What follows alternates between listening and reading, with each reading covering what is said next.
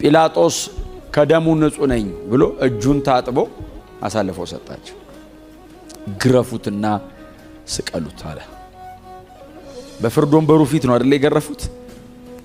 የጲላጦስ የፍርድ ወንበር ፊት እጅና እጁን ጠፍረው ማሰሪያው ግንድ ላይ አርገው ከወገቡ በላይ ኔክድ አርገውት ጀርባውን 40 ገረፉት። ገረፉትን ሴንስ አናረገውም። እኛ የምናውቀው አይነት ጅራፍ አይደለም። የሮማውያኑ ጅራፍ ድመት ጅራፍ ነው። ሹል ብረት አለው። አንድ ያርፎ ብድግ ሲል ቡጭቅ ነው የሚያደርገው። ከዛ ስጋውን አራግፈውት ነው የሚቀጥለው ነው የሚያነሱት። ኖርማል ግርፋት አይደለም፣ ስጋ ነው የሚያነሳው ከላዩ ላይ። የኔን ድነት ለመፈጸም ኢየሱስ ይሄንን መንገድ ሄዷል። ተልተል አረጉት።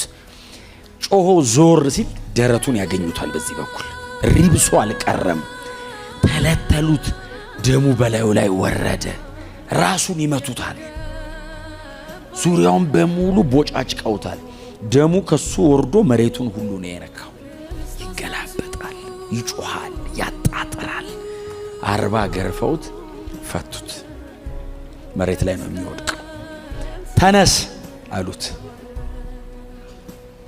ዮሐንስ 19 ላይ ሲነግረን ዮሐንስ ከባድ እንጨት አሸከሙት ይላል። በስነ ስርዓት ያልተላገ ከባድ እንጨት በተተለተለው ጀርባው ላይ አጋደሙበት።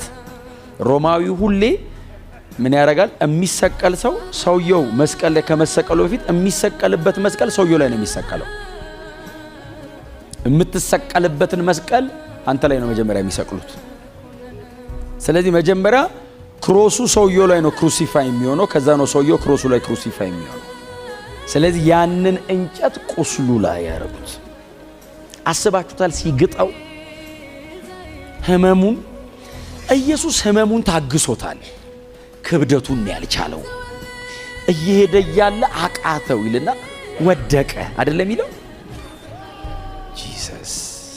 አስባችሁታል? ኢየሱስን የዛን ቀን ብትኖሩ እናንተ እያያችሁት ቢሆን አዳኛችን